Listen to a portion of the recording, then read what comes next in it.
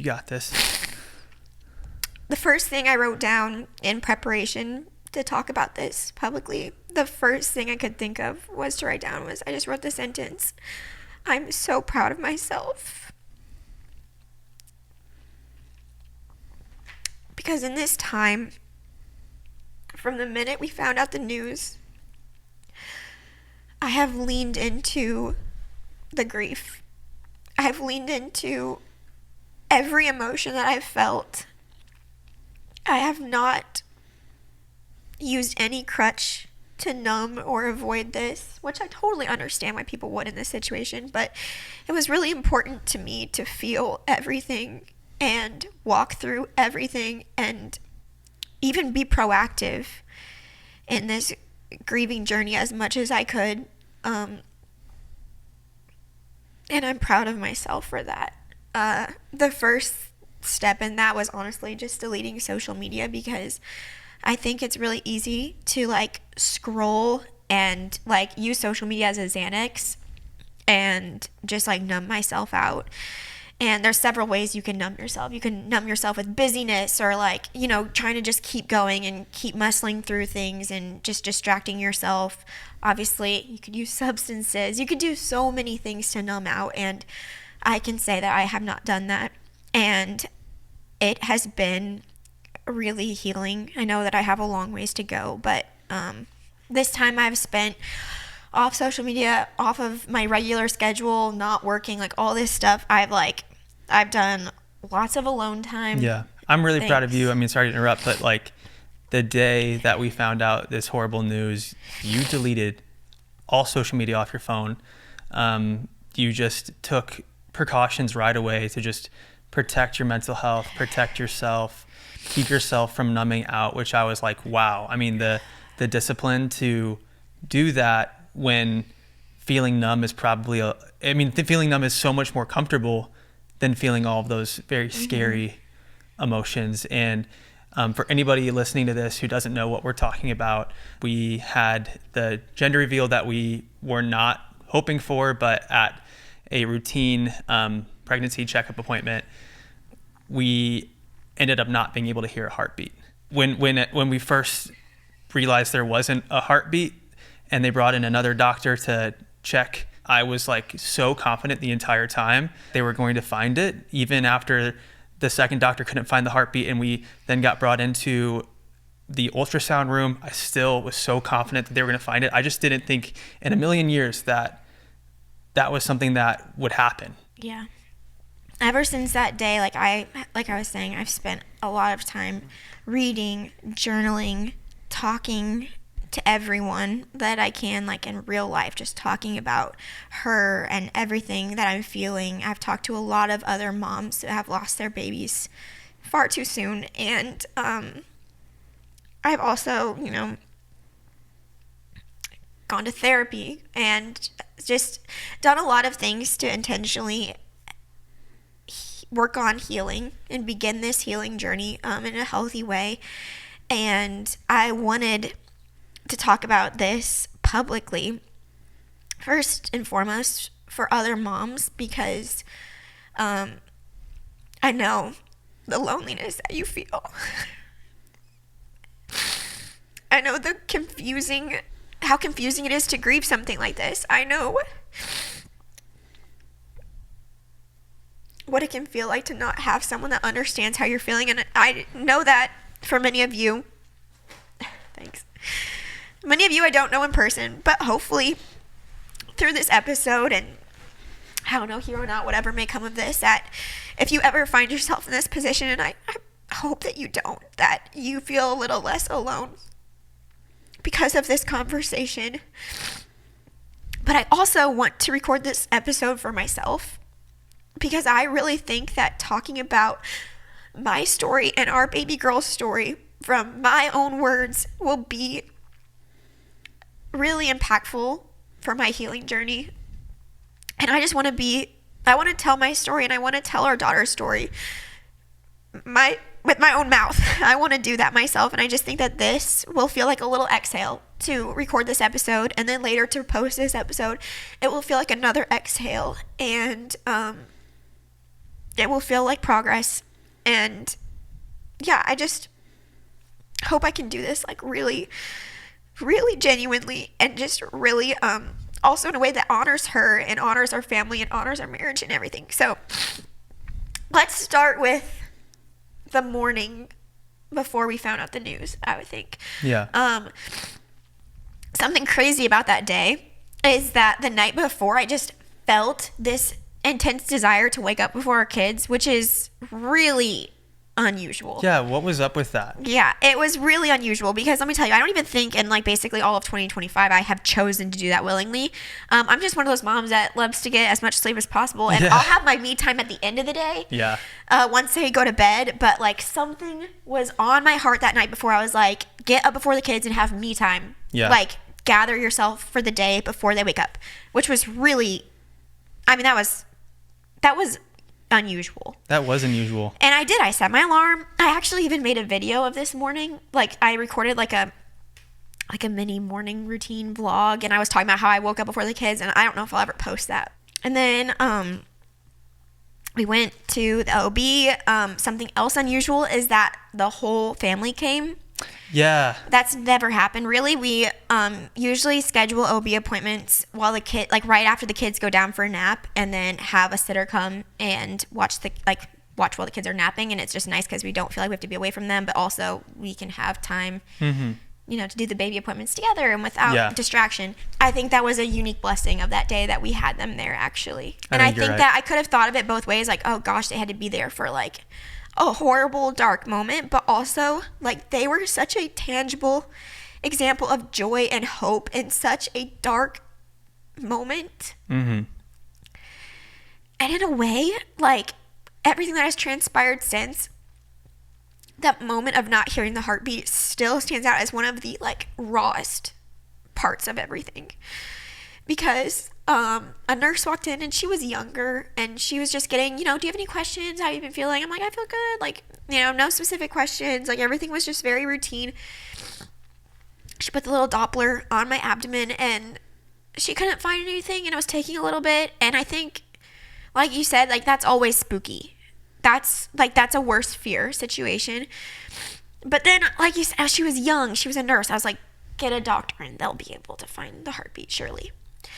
The doctor was the first day I met her, which was, wild. She was still very reassuring. She was like, also, I just want to say, if any part of this episode is not serving you, or it's making you, if you're pregnant and it's making you feel fear, please, discern for yourself whether or not this is something you should listen to, because the last thing I want to do is to make anyone feel more fear. Obviously, this is a scary, horrible thing that happened, but if it's not going to serve you, please move on.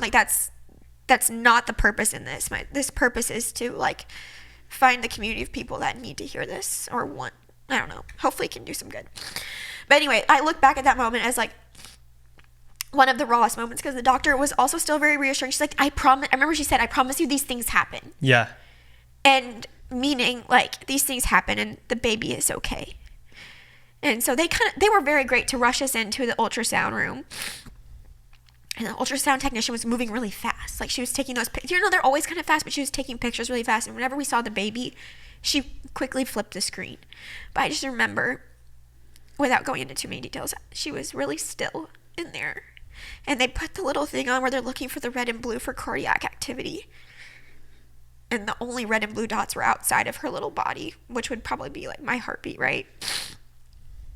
And then I just remember these words. I literally grabbed her arm. And she said, Abby, I don't have good news for you. And that was when it feels like there was an Abby pre that moment and an Abby post that moment. Because then we leave the ultrasound room, go back to our doctor. Our kids are wreaking havoc in the office. They are. Which was funny and a great relief. They were opening up the computer and typing on buttons, the keyboard. Messing with flashlights. Yeah, they disassembled the flashlight. Yeah. And then you're put in a position where you have to make decisions that you just And you start the process of making decisions you never thought you'd have to make, and you never had even considered, which is like how you're going to bring this baby into the world so soon without a heartbeat. And that was tough, but also easy. Mm-hmm. You know, anyone in this situation, there is absolutely no judgment for like what you decide to do, but because I was 17 weeks along, the options are graphic. Yeah. I mean, essentially the options that we were given, that Abby was given, was you can go to what really is an abortion clinic to have them remove the dead baby. And that just like that, I never like gave you my opinion on that because it was like totally your decision to make. But what Abby ended up deciding to do was to go to a hospital and deliver the baby. Yeah. That was one of the easier decisions for me personally, just because it felt like delivering her would be like one of the last acts as her mom that I could take part in. While that was hard, it was really not something I had to think super hard about. So I left the doctor's office, and then we had to wait a while until there was availability in the hospital. And I will never forget walking into the hospital.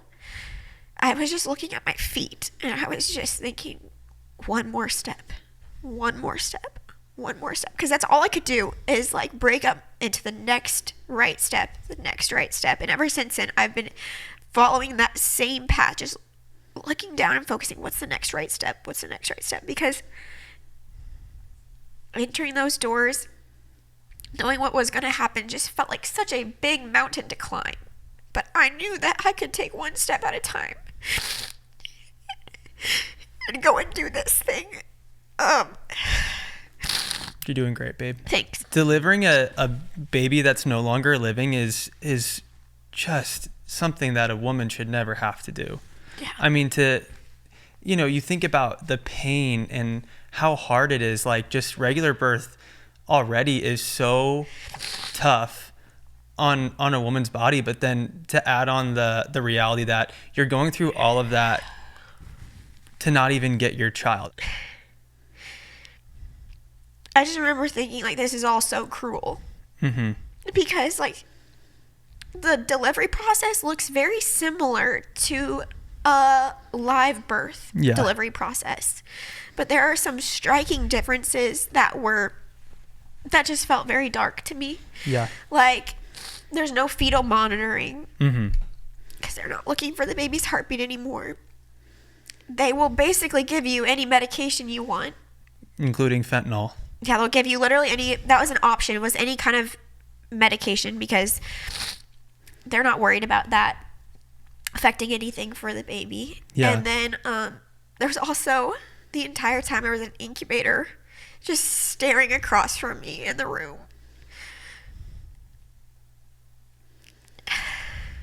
And laboring. Knowing that I wasn't going to get to put my baby in there. That was really tough.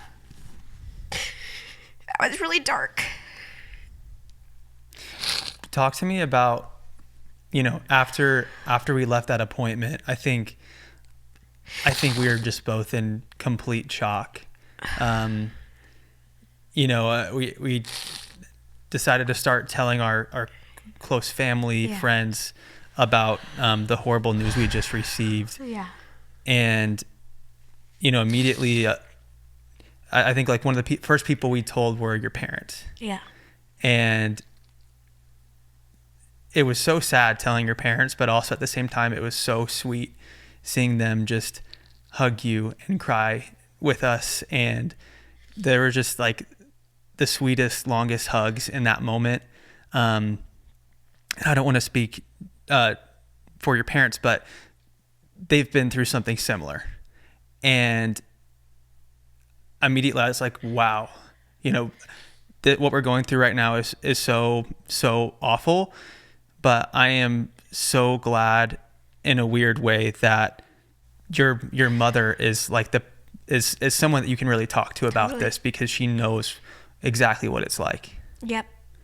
Yeah, she knows a lot of what it was like. And there's been a lot of people that have reached out to me that have similar stories, all kind of different because every story is so different. And the main thing I've learned in this is about, not the main thing I've learned, one big thing I've learned in this is not to compare pain, because pain is pain, and everyone's going through it differently, and it doesn't invalidate it, or we can't like say that, oh, this is worse or this is better. Like, everyone's pain is pain. But yeah, having community and my mom has been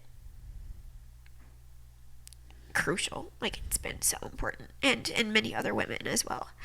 I think a crazy thing from that day too is, not only did we find out so quickly, just completely, we were taken by surprise. Yeah. And then that night we were scheduled to go to the hospital for 8 p.m. It was just like right away, literally hours later, we were in the hospital so that you could deliver. But at first, like we had life going on. We had things scheduled that day. We had a podcast we were supposed to record that day. And at first you didn't say anything about canceling it. And I was like, does Abby want to do this podcast? Is that going to take her mind off of things?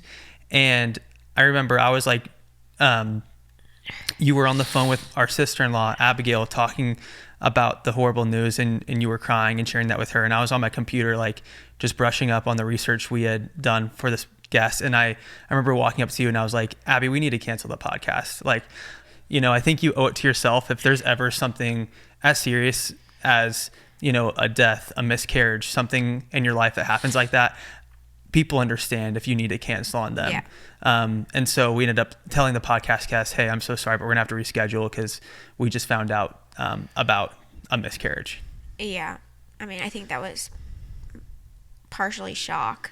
Yeah. And just like continue to go through the motions. And then partially, when your needs are so great, it's almost easier to think about other people's needs. And I was like, oh, if they had plans to do this, and like got a sitter. And yeah, well, you even went to Target to go shopping for gifts for our new niece. Yeah. Abigail's baby that she had just had. That was so selfless of you. But was going shopping for her present just something that was taking your mind off things, or were you probably thinking about our baby the entire time you were at Target? I don't know. I think I was just going through the motions right there. Like, I had already planned to do that and said I was going to do that, and I don't know. Yeah. I was shocked too. Who was the first person that you called after we told your parents? I think I called Val. Yeah. I called a lot of people, and my girls were so awesome, which we can go into more of that later. But yeah, those are phone calls you never expect to make or hope to make, but thank God I had people to call. Yeah. Like, seriously, like people I could cry with, people I could, pray with, do whatever. Like, it was just I'm so glad that I had people to call, because some people don't, and I don't take that lightly. But back to the hospital experience, I think we'll probably have some privacy in like the details of it all, because there's really no purpose in sharing that. But a couple things I will share is that something that was really meaningful was that when she came, the doctor and the nurse were both crying with us. And that stands out to me a lot. That was really meaningful, because it felt like they were recognizing this loss, which also was recognizing her life. And so that was really meaningful. I mean, they were absolute angels. Everyone that helped us in the hospital those couple days, they were so empathetic, so clear, and so comforting, like, and so validating in everything. Like, they were incredible. I remember everyone that walked in the room kept saying, I hate that we're meeting under these circumstances. I remember the first thing that the nurse said to us when she brought us back from the waiting room was, I'm so sorry. I'm so sorry that we're meeting under these circumstances. And I grieve with you for the loss of your baby. At that time we had known that it was a baby girl. We found that out with At the the initial OB. with the initial ultrasound at the Yeah, we at forgot the to OB. say that we came back from the ultrasound into the doctor's office when we were making plans about delivery and everything. She was like, and the ultrasound tech thinks she found gender. Do you want to Yeah. know? And Yeah. we were like, yes. And that's when we found out that we have a little girl. Yeah.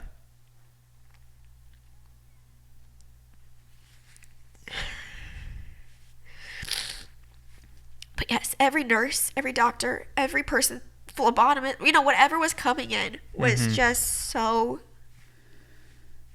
gracious. I said like so many times before this routine appointment that it would be so sweet to have a little Abby running around. It'd be so sweet to have your own little version of you. And every time we'd ask our boys if they wanted a brother or sister, they always said sister. They knew that it was a sister.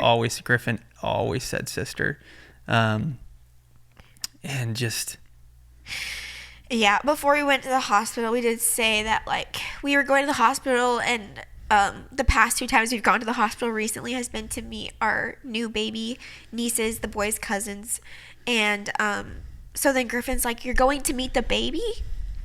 And I was like, yes. I'm going to meet the baby. And then I said, but we're not going to get to take this baby home. And he said, but I want to take this baby home. I said, I do too, buddy. I do too. And this whole time,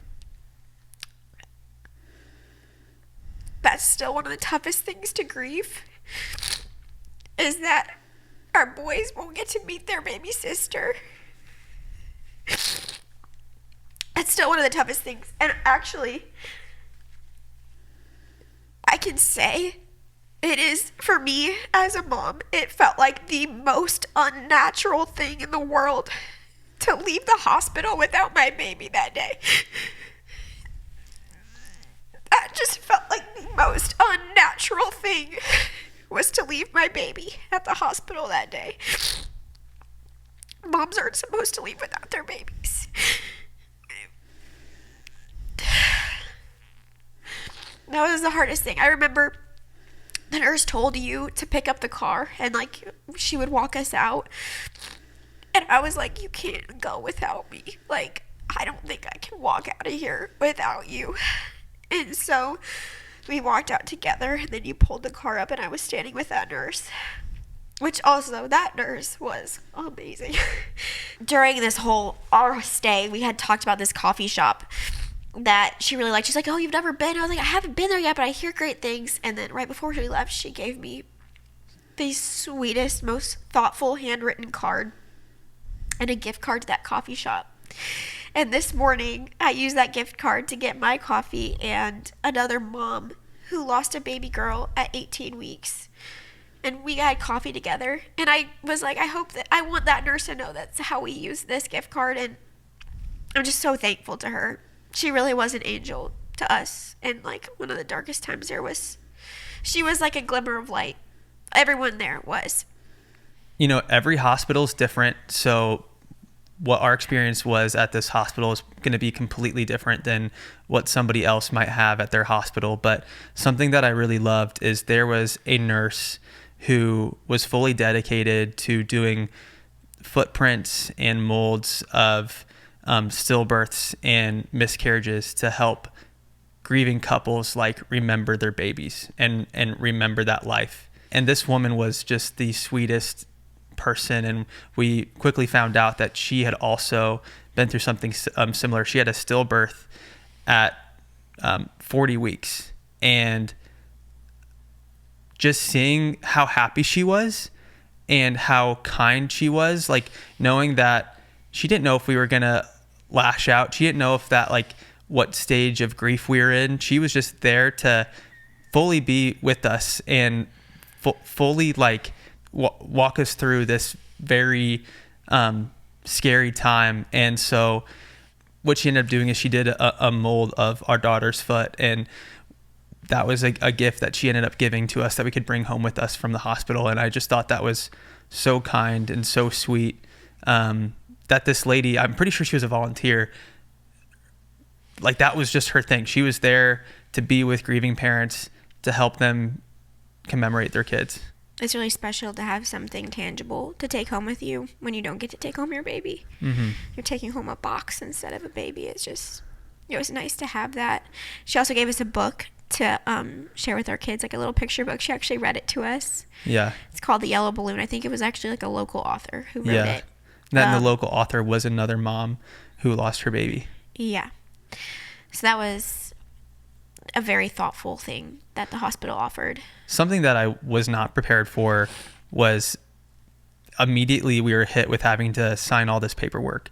And the hospital staff was so kind about it. But, you know, there was questions on, you know, what we want to do with remains. There was questions on, you know, if we wanted to have a funeral, questions on the name of our daughter, questions about like so many things like that. Yeah. Did we want to do an autopsy? How in depth did we want the autopsy to be? Did we want it to be just a very simple, quick one, or did we want them to like really go into depth to figure out what went wrong, what happened? And something that I really appreciated was that our doctor kept saying over and over again to you, baby, that it was not your fault.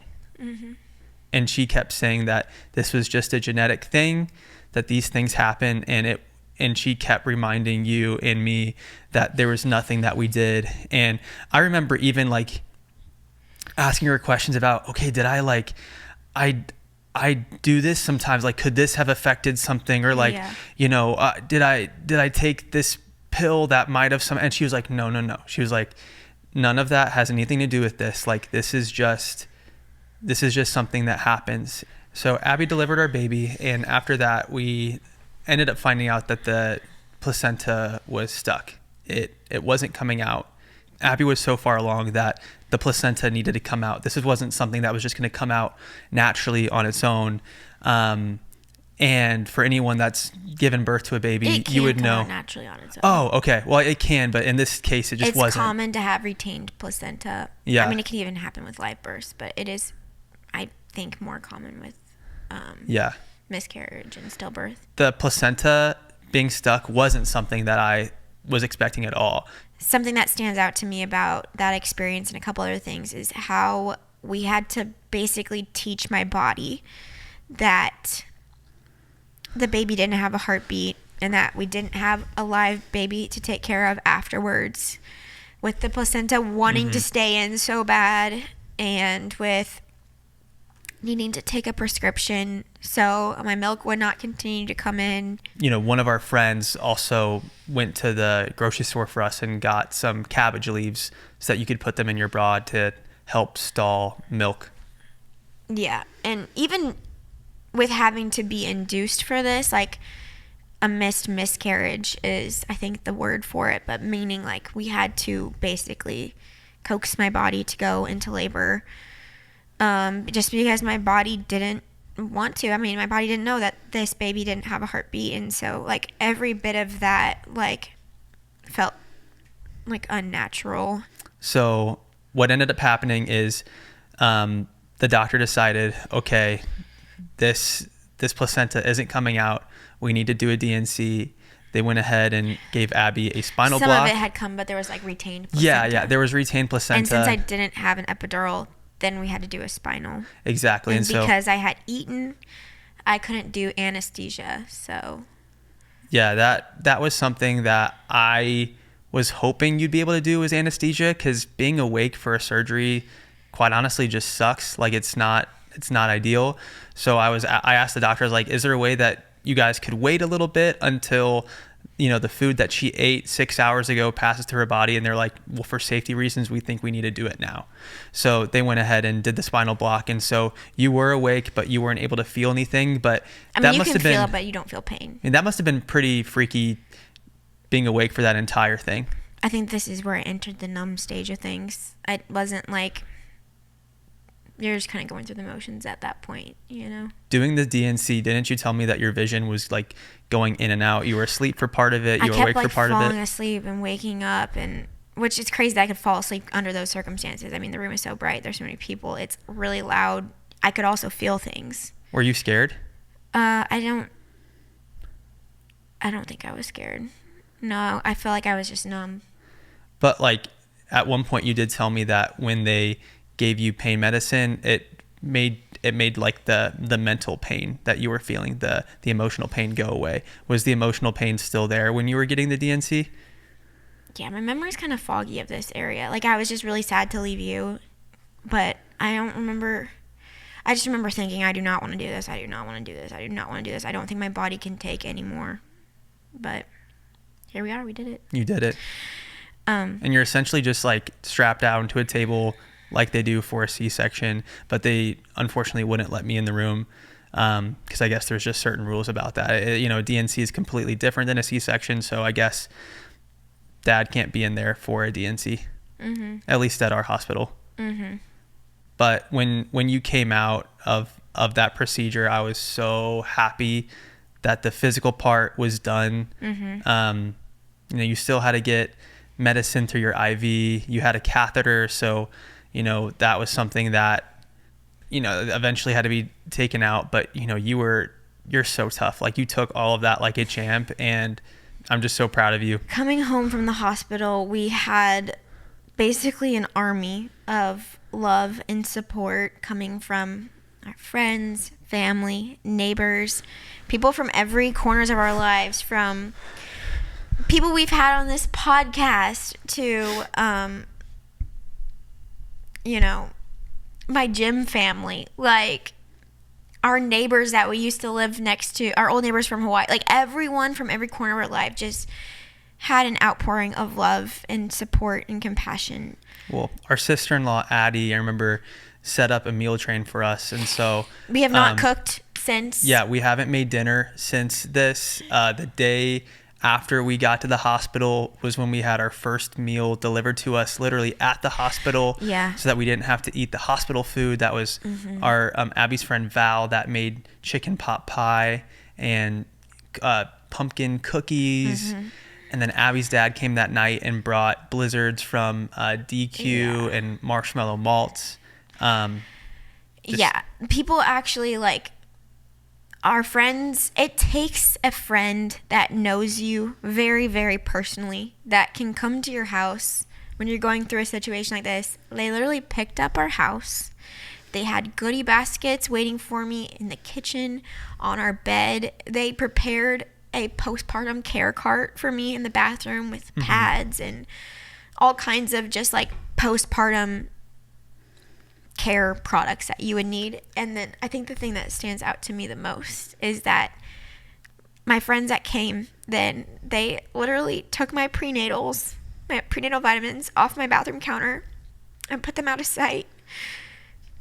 And it means so much to have friends that are so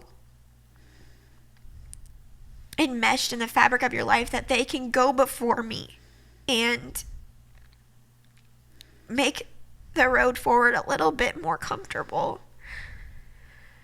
And that means so much to me, everything that they did and continue to do. Like, we still haven't cooked. We don't have plans to cook dinner for, I don't even know. Like, it just, and it's like, I like cooking, but that has just taken a big part of my mental load away so that I can just sit and think about healing, think about grief, thinking about memorializing our daughter and what is the next right steps from here on out. And so just people giving me that space, holding that space for me has been, oh gosh, it's like, it's hard to feel deserving of it, but I am just so grateful for all of that. Yeah, I mean, all of our friends across the board were offering to watch the boys, and that was like, that fear of like, what do we do with our kids? Like, you can't bring two toddlers with you into the delivery of all this, right? So having friends to watch our kids was amazing. Having family to watch our kids was amazing. Something that I thought was people loving on the people that we love the most, our two boys, was the most meaningful thing that anyone can do. People also were like dropping off toys for our kids to play with. People taking care of the people I love the most, like, made me feel the most loved.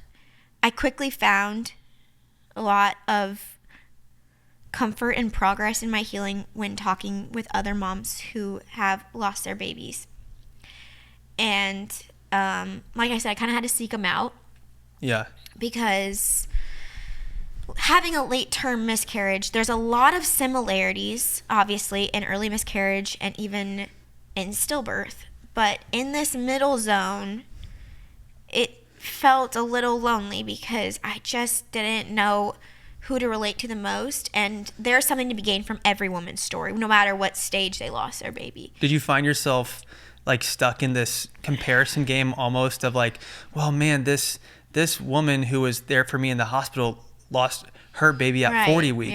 Right. And then you're thinking, well, then other people go through miscarriage too, and it's awful. But then, maybe they found out at 8 weeks, and like I literally had to deliver my baby at the hospital. It wasn't a very peaceful thing. So, I mean, how do you handle that comparison? It's hard not to do that, but also it doesn't serve anybody.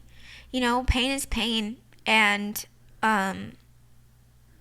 there's just so much to be gained when we find what we have in common and talk about that. And talking to other moms about, a lot of my questions for them have been regarding talking about the loss with their children, if they had children already, memorializing their child and how they continue to remember and honor the life that they lost.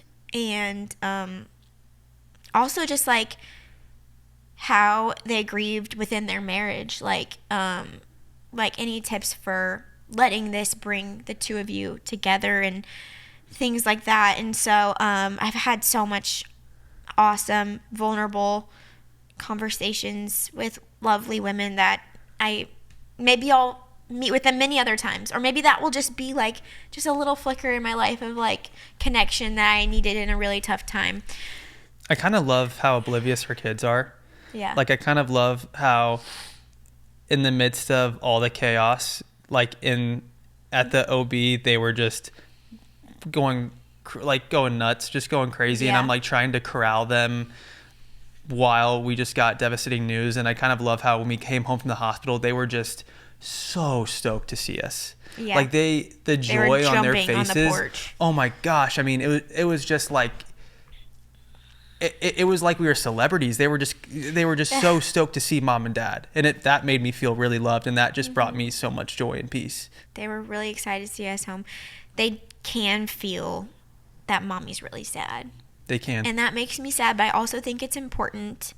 I've heard it once said that it is like a gift to your children if you cry in front of them. Yeah. Obviously in a healthy way. And they can see, because they feel sadness and they want to cry. But if they cry and they've never seen anyone else in their life cry, it feels like they're going crazy, right? So obviously there's healthy ways to do this and not healthy ways to do this. But they've known that mommy's sad and that I'll feel happy again one day soon. It was really sweet how our oldest just laid on top of me. Just gave you the biggest hug and just wanted to hold you and cuddle you. Yeah. The day we got home from the hospital. Even our baby did too. He's in his Spider-Man costume. I'm so glad I had a superhero to help me because he had his like hand on my knee. And those boys don't like to stay still, but they surely stayed still and laid with me when I couldn't get off the couch those first 2 days. And I guess it was really just the first day that I couldn't get off the couch. The next day I started to get myself moving a little bit more. But yeah, they've been truly awesome. Even our youngest, who just turned 2, so mature in ways that still surprise me. He said in the car to me recently, he said, "Mommy, you sad?" Because he could hear me sniffling. And I said, "Yeah, I'm sad." And he said, "You need to take a break?" Because that's what we say. Like, do you need to take a break when they feel like sad or angry? Yeah. And I was like, yeah, I think I need to take a little break. Yeah, he's old enough to know that you're grieving, but he doesn't really know why. And I don't think he put the connection together about the baby. Like we haven't been, ever since you told Griffin that the baby wasn't going to be coming home with us from the hospital, he hasn't really asked questions about that or followed up about it. We're navigating how to talk about her with the kids. Totally. And how we will continue to like make her just a part of conversation in our household. Because I don't want that to be the case, but I have been wanting to just like push pause because I don't want to dump my grief and like talk to them in a way that I don't want to use them as a part of my healing journey, right? Like they're an amazing part of it, but like I don't want my discussion with them to be for me. Like I want to make sure that I'm doing it, having that conversation or having those conversations in their best interest. So yeah, that's something I've been talking about with other moms for, and I think that we're going to continue to navigate that, and we've thought of a lot of ways to memorialize her. Well, but I mean, even as parents, they're just you can't prepare for everything. So I Googled a couple days ago, how do you talk to your child, especially a toddler, about death? Because that's a very scary thing to bring up. I mean, it's scary for me, and I'm an adult. Like, nobody wants to die. There's really just age-appropriate ways that you can speak about something as dark as death, even with a 3-year-old. And I don't think it has to be dark. Yeah. Yeah, but like the way, I think the simplest explanation is just that our daughter's body stopped working. And I think like when we end up having that conversation with our children, I think saying that her body stopped working is just like the simplest explanation. And it doesn't have to be this like super spooky thing. You can use age appropriate terms to explain these deeper topics. Something that has surprised me is when I'm talking with other people that haven't experienced miscarriage or stillbirth personally, is that engaging in small talk, kind of like what Shay said in our podcast. I relate to that in this moment and it's in a certain capacity, because that is draining for me, which I'm kind of miss social. Like I love hanging out with people. I love chatting. Yeah. So what's surprising is that like talking about her and talking about this loss and talking about my grief is not draining to me. Like that's all I'm thinking about. So talking about it is natural and easy and it flows.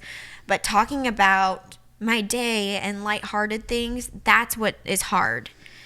That's something that's kind of stood out to me in this time. I've definitely noticed that. Like, especially, there's recently we've been starting to have people over at our house, and just even being around a couple people can be draining. Yeah, and my social battery is low. And so, something that we've done is started taking walks together and just having that space where like we can talk about it and it's okay to talk about it. And, we're already thinking about it. So it's like, why not just have the conversation and not be alone in those thoughts? Yeah. Some of the most devastating parts in these past several days are like when I feel like little movements in my tummy, whether it's like digestion, gas, whatever it may be. Sometimes my instinct is to be like, maybe that's a kick, because we were like right at that stage where we were going to start feeling baby's movements. And then that like flicker of a thought is very devastating to come off of and remember, like, no, it's not a baby. She's not in there anymore. That is like that's a devastating moment in all this. That's like hard to come off of. Saturdays are also really devastating because that's the day of the week where I would be another week further along in my pregnancy. So that first Saturday I was like supposed to be 18 weeks pregnant, but this just stopped and got ripped from me. That's hard. And the week after that I was 19, and something that's hard is like I'm anticipating future devastating moments, like the date that we were supposed to have our anatomy scan, the date that we were supposed to celebrate our gender reveal. Even Christmas feels devastating because I just had pictured Christmas this year with our 2 boys and a big bump and just like excited for the baby that we were going to welcome shortly after Christmas. Like all of those things I'm anticipating. I'm anticipating the time around her due date to be particularly difficult. And I was talking to a mom and she's like, the anticipation's almost worse than like when these dates actually come around. But those have been like the particularly devastating moments. Something that I wasn't expecting for you to say was around us going to Disneyland. We have a trip to Disneyland coming up with our friends, and now you technically can ride rides. And you were telling me that's not something that I'm excited about. That's not like the ability to ride the ride now is really more of a reminder of the reality of the miscarriage. Yeah, I haven't wanted to do anything that I can't do when I'm pregnant. So, like, having a drink, I don't want to do that. My caffeine limits, I want to abide by those because it's just a reminder that I'm no longer pregnant if I can, like, break those, pregnancy rules. I don't want to do that, and I don't want to ride roller coasters. I mean, even going to Disneyland was, like, something that I'm like, oh, gosh, I don't even really want to do that because it just feels like such a juxtaposition of, like, the happiest place on earth, and then I feel like the saddest girl in the world. So just trying to, like, grapple with all of that. And one of your favorite things that you do pretty much daily is take a bath. It's something that you do to wind down. Yeah. It's therapeutic for you. Even when we were dating in high school, I remember you would take baths all the time, even when you needed to go to sleep, but you were just stressed out. And I was like, babe, go to sleep. It's 1:00 in the morning. You have school in the morning, and you would take a bath just because it's like, it's your thing. You're a bath person. But obviously right now, after delivering, that's not allowed. We've been told to wait 6 weeks, but there's a chance it might be sooner that you can take a bath earlier than that. I don't know. We'll just have to hear what the doctor says. Yeah. Some parts that feel overwhelming is like when I have new revelations of all that I have to grieve. Like I said earlier, one of the hardest parts is I have to grieve the fact that my boys don't get to meet their baby sister. But also, she was a niece. She was a cousin. She was a granddaughter. She's all those things. So I feel like I'm grieving every side of that, even not just like our daughter, but grieving all that she was and all that we're not going to get to experience because her life was taken so soon. That is like sometimes when the grief feels the most overwhelming, when I realize the new things there are to grieve. Something that I anticipated, even the day that we found out, I anticipated feeling bitterness or even resentment about the fact that we have 2 new baby nieces in our family, literally born weeks ago, both of them. And I anticipated, gosh, that's going to be hard. But it honestly has surprised me how it's almost been the opposite. Like, seeing them and getting to hold them is hopeful, it's joyful, it's something to celebrate, and that's been nice in the midst of all this heaviness. Yes, it is a reminder of what we don't get to have come February, but it is nice to see life and new life amidst loss and death. So I don't know, for those of you wondering, like, I am so grateful to be an aunt to 2 baby girls now, especially in this season. Like, that doesn't make it extra hard for me. I can see where it would for other people, and they're allowed to feel that, but I don't feel that way about my nieces literally at all. I love them so much. I love my sister-in-laws so much, and it hasn't affected any of that, which I'm grateful for, and I'm actually being active in, like, trying to fight off any type of bitterness or resentment I could feel about that. Something that I have noticed, like, a little bit of bitterness in myself in is, like, more related to pregnancy, because that was the stage that I was supposed to be in, right? So I was so happy that this pregnancy, I had so many friends that were also going through pregnancy at the same time. And obviously, I would never, ever, ever want any of my friends to ever experience this. But it's hard not to remember where my pregnancy was supposed to fall in the progression of all my friends' pregnancies. Because I knew I was like 6 weeks behind this person, 6 weeks ahead of this person, 1 week ahead of this person, like 2 weeks behind this person. And like, if you think of it like a timeline, theirs is going to continue, and mine just got, there's a harsh end to mine. And that's a little bit harder.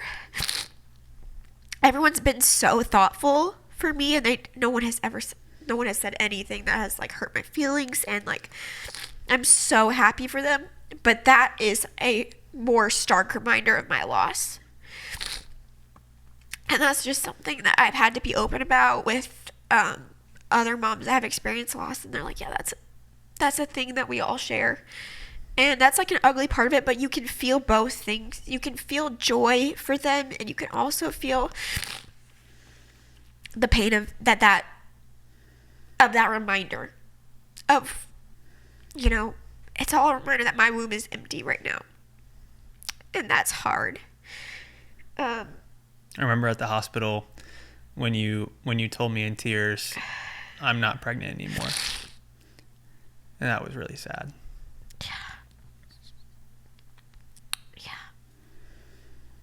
And even the reminders, go ahead. And just like, it was so sweet that, you know, we came home to all these female hygiene products. Your friends had gotten like an IKEA cart and filled it with pads and with every little thing that a postpartum mom needs, because you were going through that all again. You're postpartum right now.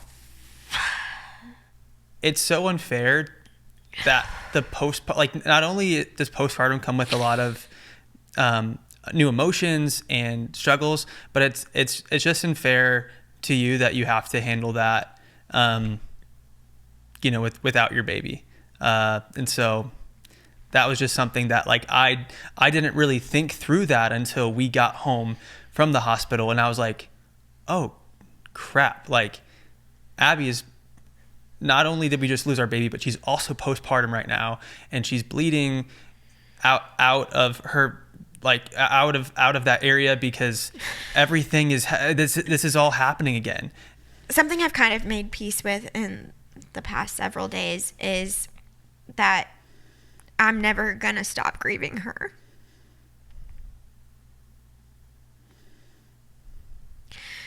And that's heavy. I will carry her with me everywhere. Someone told me that you have your baby's DNA in you forever. So I have her DNA in me forever. And then also,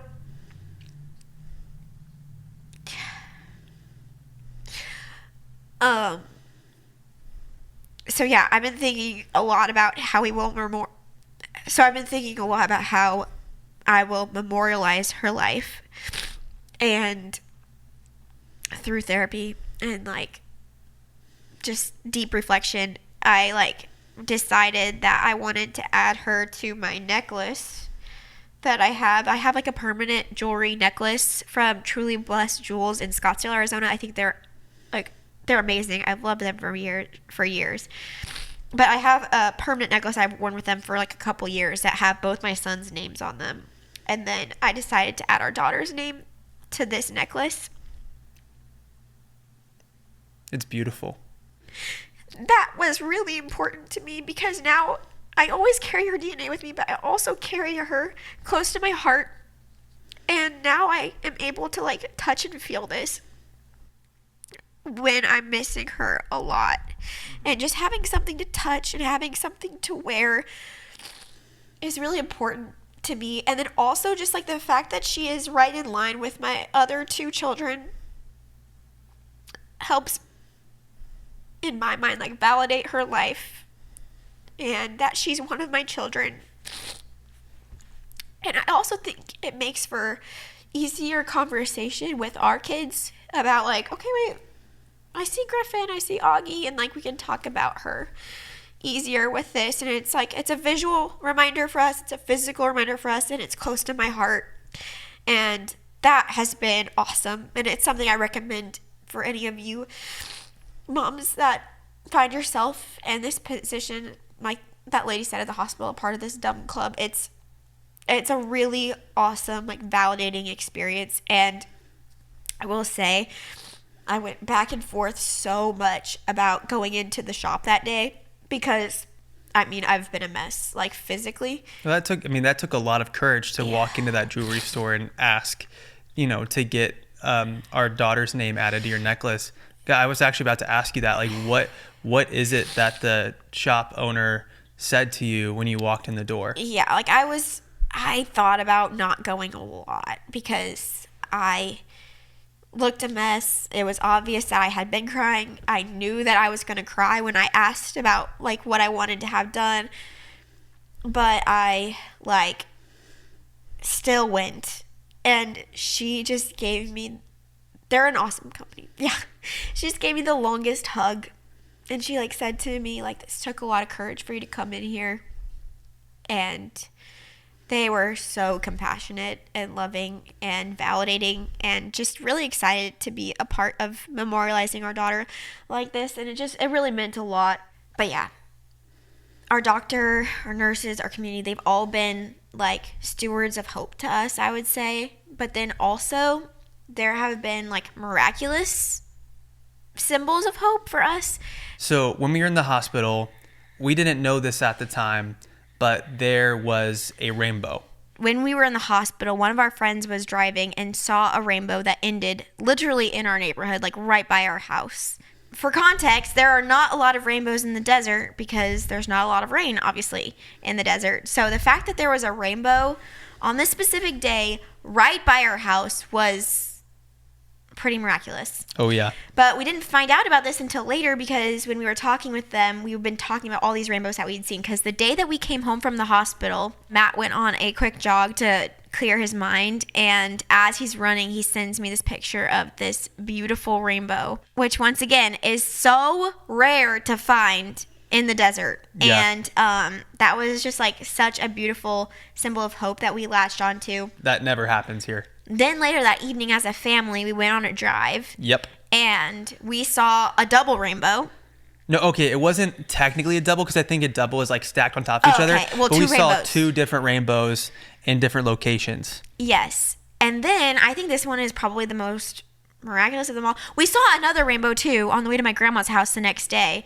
But Yes. something that was really hard for me ever, like right at the beginning of finding out the news of our loss and for the couple days after, was that I was really terrified to fall asleep because when I would wake up for those like first 5 to 7 seconds, I would forget like of what had happened. And the weight of reality felt crushing after those 5 to 7 seconds. So I wanted to avoid that altogether by not sleeping. So I don't think I slept much at all in the hospital, and then I didn't want to go to sleep when we got home either because I was just really scared about those first 5 to 7 seconds after waking up. So that first day that we got home, when I woke up in the morning, I kid you not, the first thing when I opened my eyes I saw was a rainbow, which is so weird because I'm in my bedroom. We have lived in this house for a year.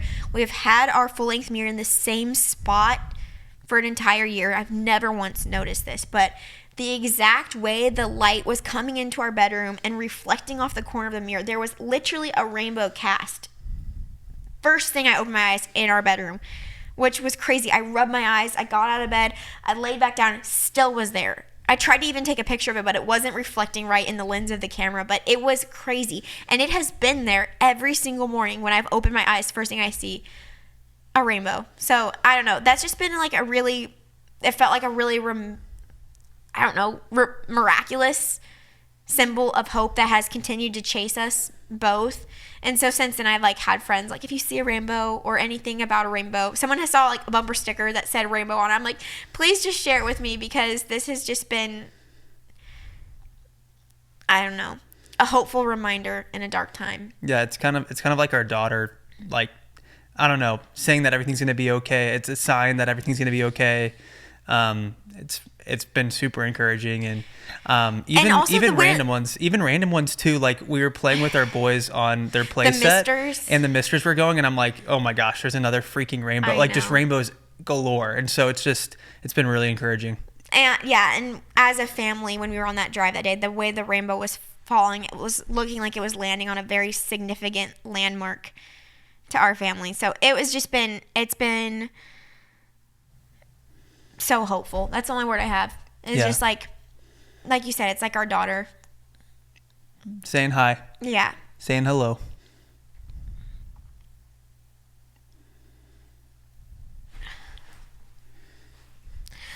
a major thing that this loss has taught me is that together we are so strong. Because through this loss, I've had to lean on you in ways that I've never had to lean on you in our relationship ever before. And you have been such a rock for me. And such a pillar of hope. And such a dark and isolating time. And like having you to lean on is just meant the entire world to me. And I think because of this, like, even though I was gutted and heartbroken, I feel like it made us both stronger as individuals and together. And that's been a positive thing that's come out of like what felt like something that would have no positive aspects. So thanks. I love you. And just seeing you in physical pain, seeing you in emotional pain, has been horrible. But you know, I think your bravery in going through the motions and not numbing out, not, you know, scrolling until your mind's so numb that you don't even, you know, what to think anymore, or turning to a substance to numb the pain. I think it's been really, really cool to see you fully embrace the emotions and sit with them and reflect on them, go on walks, talk to other women that have been through something similar. And I just think that speaks volumes about who you are as a person. And I think you're an amazing woman, an amazing wife, and an amazing mom. Thanks. But you're not giving yourself enough credit. Like you have embraced every side of grief for me. I just remember in our bathroom afterwards, like the first day we got home from the hospital, or second day, I can't remember, one of those really raw days. You were like, you can be angry, you can be numb, you can be devastated, you can be confused, you can be absolutely heartbroken. And I'm here for all of it. And that like really meant so much. And like I couldn't imagine going through this alone. I love you. And I feel like the reason I have been able to process this the way I have is because of having you by my side, filling in the gaps that I have neglected in this period of time, letting me sleep as much as I have slept, and just filling in a million different ways to keep our household afloat, because our kids still have needs and our life still has things that I have to attend to, that I've been able to unplug and check out because I have you by my side, and because you have just welcomed the depth of grief that I feel so compassionately. That has meant a lot. And I just remember you have asked me some of the best questions that anyone has asked me in this time. Really? I didn't even know. What did I ask? That was a good question. Something that you've asked me that has stood out is like, what are you thinking? Because how are you feeling has been a hard question for me. When people ask, I know people are so well-intentioned, it doesn't bother me, but I'm kind of like, I don't know, bad. Like, I don't really know how to tell people, like, how I'm feeling, even close people. But you saying, what are you thinking, has allowed me to get some really dark thoughts out of my head, some really graphic thoughts out of my head. I don't know, the first time you asked me, you're like, what are you thinking? And I told you, like, my impulse thought that I couldn't get out, but I didn't feel like I had anyone else to share with. I was like, I'm thinking about the fact that she could hear me. And you're like, that's sad. And it felt good that you recognized that as sad, but also I was like, I think that's sweet. She knew her mom's voice. She did. And that was meaningful. Another time, you were like, what are you thinking? And I was thinking, like, I didn't have a feeling to assign to it, but in hindsight, it was probably regret. because you said, what are you thinking? And I was like, I'm thinking that I wish I would have sang to her when we held her, like we sang to both of our other kids. We sang You Are My Sunshine. And I think regret is also something that I wasn't prepared to feel in the midst of grief, but there it was. I didn't know how to answer the question, how are you feeling? But I knew how to answer the question, what are you thinking? But you were also a safe person to share any thought I had at that time with. And so that has been critical for me to be able to get to where I am, get to where I'm able to talk about this, get to where I'm able to cry freely and like just not feel ashamed for where I'm at any given time in this process. And so like, it's just like, you mean so much to me. I love you. I mean, that's very sappy, but that's how I'm feeling. Something else that has been a positive that has come out of this is that I've always looked at our boys as such gifts, such sources of profound joy and hope and love. But now I look at them as true miracles. Yeah. I'm like, you're here. Yeah. And now I look at all life that way, even more so. Like, even just people I see out and about, I'm like, gosh, you're here. That's a miracle. I think it's been overwhelming, the amount of love and the amount of kindness that has been shown to us the last couple of days, just throughout this whole thing. Initially, you know, once we told our friends and family, there was just a huge wave of love and support when we shared with our community on social media. It's just crazy how like complete strangers are just so nice. And that's just made me realize that there is so much good in the world. Yeah. So much good in the world. And sometimes I think it's easy to look at the world and think, man, there's so many bad things. There's so much division. There's all this. And then you go through something like this, and as horrible as it is, I've just realized, my goodness, there is all these amazing good people who just want to do good. They just want to do the right thing, and they actually care. Doesn't matter if they're Democrat, Republican, Christian, Mormon, Muslim, who cares? Like, so many good, loving, kind human beings, and just seeing that has been really cool. Yeah, I would agree. Fully agree with that.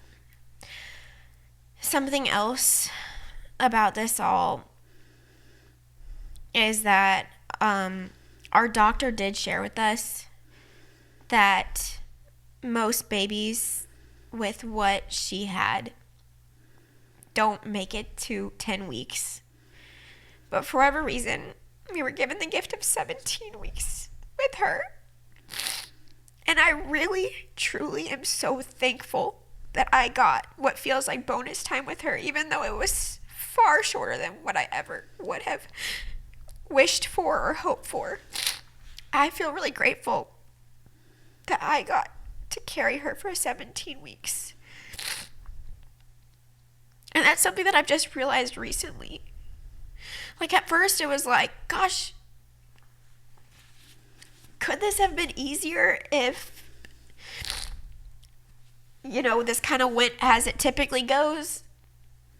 Even though it would have been hard, like, would that have been easier? And it's like, no, being able to reframe that as like something to celebrate is that I got 17 weeks with her. I'm grateful for that. So, moving forward, in light of the advice that sweet mom gave me, like saying, I want to give you permission to feel joy in the midst of all of this heaviness and sorrow and grief, we're going to continue to feel joy and experience joy. Like Matt said, we have a trip to Disneyland planned that we're going to still do, and we're going to feel joy in the midst of sorrow, and we're going to fully embrace that. We're going to continue at whatever timeline it is to record silly, lighthearted videos, still grieving our baby girl so heavily, but we're still going to feel joy, and we're still going to continue our life and move forward and carry her with us forward in everything we do. So I don't know. If you see like a silly video or a lighthearted video or like what's the point of this video, know that we're still grieving and we're still full of sorrow, but still welcoming and embracing joy for life post loss. You know, like I said, it feels like there's been like a cornerstone in my life now, or like a pre-Abby or a post-Abby or a BC and an AD, whatever you want to call it. And like this Abby knows a depth of grief and a depth of sorrow that I didn't know before. But I'm still going to actively welcome joy and light in this new season. So, yeah. And gosh, you're so good. You're such a good speaker. I feel like you could do public speaking as your job. Yeah. Like your words are just so well thought out, and you're so articulate, and you're very intelligent, and I could listen to you speak for days. The last thing I want to say though is that I know you've seen me be tearful and weepy and I don't know, just like raw and brokenhearted in this episode, in this conversation. But I really hope that you know I really feel stronger than ever. Even though I'm so brokenhearted, I have just lived my worst case scenario, you know, in a way. I think every woman that has been pregnant can relate to anxiety during your pregnancy. And in a way, my brain would just play out these scenarios of like, what if this happened? What if this happened? And I've always labeled this exact scenario as like one of the worst case scenarios. And I always told myself, if that ever happens, I could never move on. I couldn't go through that. But here I am. I've gone through it. I've entered the other side of my worst case scenario, and I did it, and I truly feel stronger than ever having done it, because I survived it. I'm still alive, and we're entering the post miscarriage era, and I just feel like having done something that I deemed my worst case scenario, definitely wouldn't have chosen it. Like, if there was any way to reverse it, I would love to find a way and not have lived my worst case scenario. But I am more confident now because of it. Because I've overcome something I just never thought I'd be able to overcome. And so, yeah. I never wanted to join this club. You did it. But I did it. And I'm still doing it. And I'm still searching for the next right step. And so, for anyone at any time, if you're watching this the day that it gets posted or years later or however you found yourself on this video, I just hope that you know, if you find yourself in a similar situation,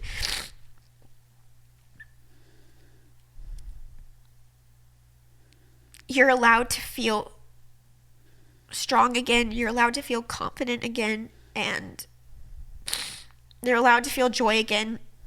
And we can do it together, because we're never made to do this alone. And I'm just so grateful for all the women and people that have surrounded me with love and support in this time. And I hope in some capacity I can be that for some of y'all. So